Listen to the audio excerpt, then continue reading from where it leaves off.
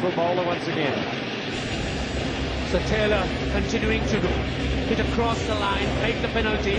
This time not getting enough bat on it. But again, you can't really go on hitting someone like Ben McGrath. He's a clever bowler.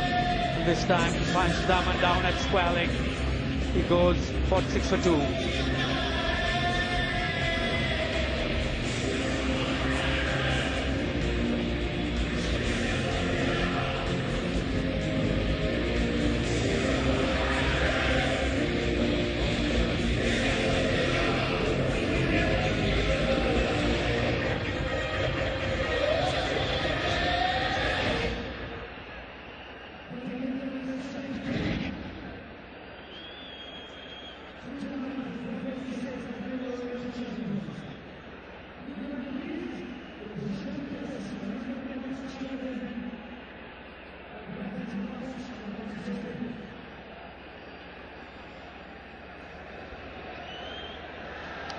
One of the champion players of South Africa, Jacques Kallis, comes to the crease.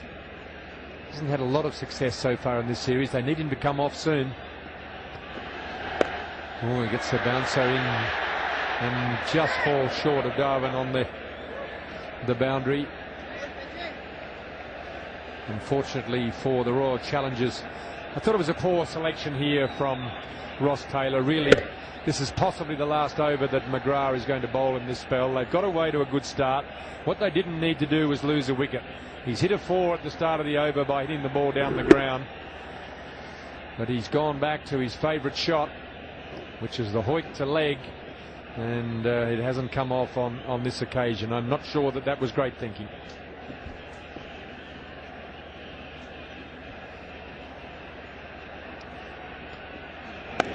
Kallis gets a single off his first ball. McGrath will be a little bit disappointed with that. He would have wanted to get that a little bit more towards off stump. So we heard Dravid say at the beginning, at the top, that he would want one of their top order batsmen to play a long innings, and that really is what they hadn't done before. And in that context, one would think that Ross Taylor's dismissal would be disappointing, and again a disappointing run for Jacques Kallis, but he's too great a player to continue in this vein.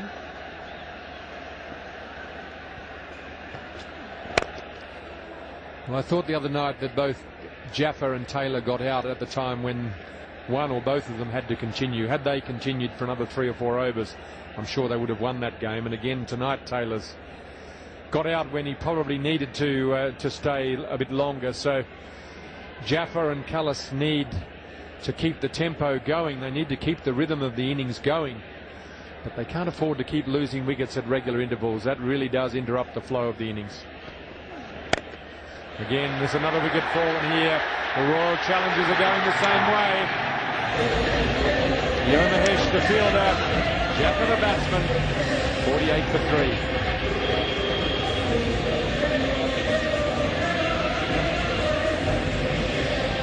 So the Royal Challengers are certainly floundering here.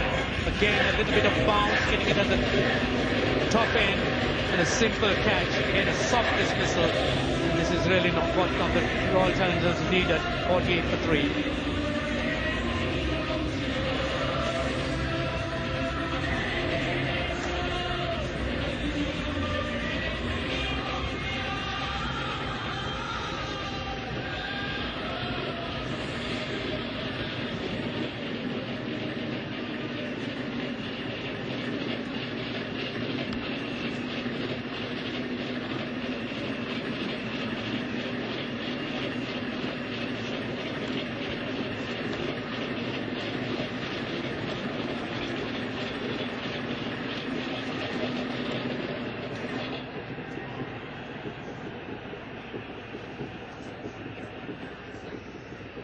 Rahul Dravid comes in once again with his team in trouble. He won't be satisfied with the situation. It seems to be the same pattern that we've seen so many times before from the Royal Challengers. We'll have a change in the commentary box as Sunil Gavastar joins Ian Bishop. Thank you, Greggy. Yeah, it just got a bit too big on Jaffa. He couldn't control it. Initially looking to get onto the front foot, and very difficult if you're going to look to get onto the front foot. Smart bowling from McGrath, who pulled his length back. So good over from the big man.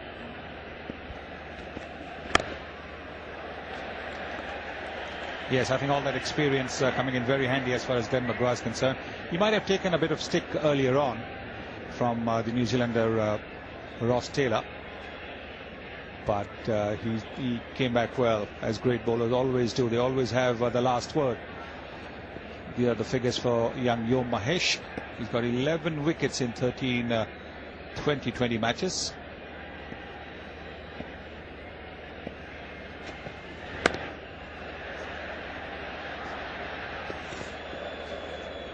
First run for Rahul Dravid after a couple of innings where he hasn't scored. And no matter how much you've played, it's always a relief to get off the mark. Yes, it is. You could have tens and thousands of runs under your belt, but it's always a good feeling to be able to trouble the scorer somewhat with just one run. You don't want the scorer to feel that he's getting a free ride.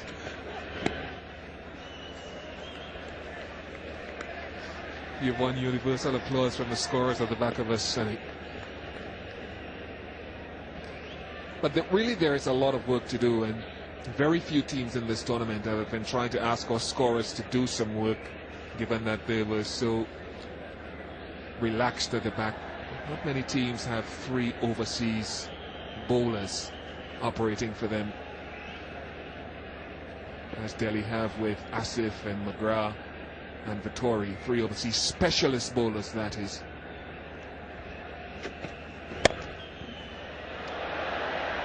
That's the trademark Kallis shot. Well, one of them anyway, brings up to 50. Just a little bit of width off it, and Kallis opening the face of the bat at the last moment to make sure the ball was hit wide of the fielder. And that's the kind of shot that gives batsmen loads of confidence. What the Royal Challengers need to do is to maybe just have a look at what the Delhi Daredevils did. Their top 3 batsmen got runs. Here they've lost 3 wickets for 53.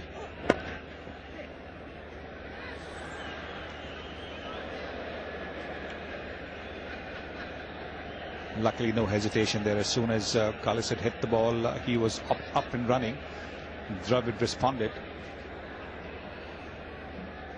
There can be trouble if the non-striker looks around to see where the fielder is and loses sight of the batsman calling for a run. Yes, I know, Viru, it's hot out there.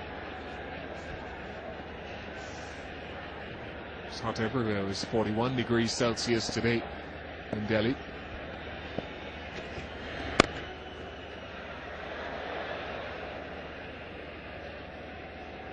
$55 for 3.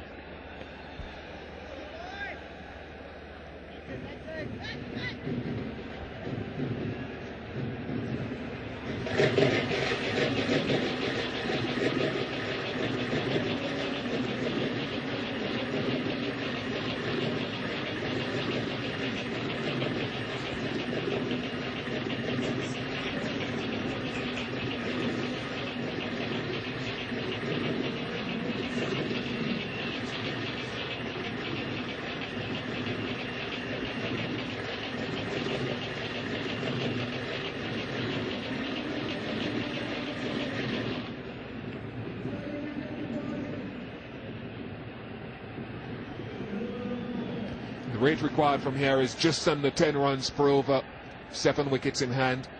And the big problem is how to manage it for Bangalore. Daniel Vettori into the attack.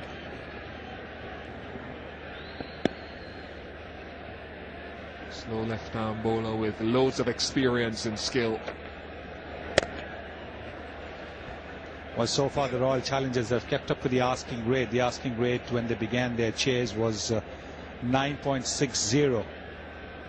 They have kept up with the asking rate, but they have lost 3 wickets. They've got two experienced batsmen at the crease now, Kallis and Dravid.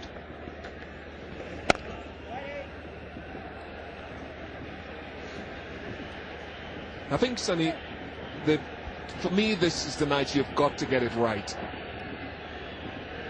They were bowled out cheaply in the first match. They won the second game, and then they didn't manage their batting at all well in the third game, and then in losing the other night, they put themselves in a very good position for about 13 or 14 overs and then threw it away. So they seem as experienced as they are not to understand how to manage the innings just yet in this format of the game. Well, tonight is the night they've got to get it right. I think their major problem really has been the opening pair. Rahul Dravid's opened the batting for them without much success. Today they tried Praveen Kumar, again didn't quite work out. And if you have a look at the Delhi Daredevils, they've invariably got a good start within the 7.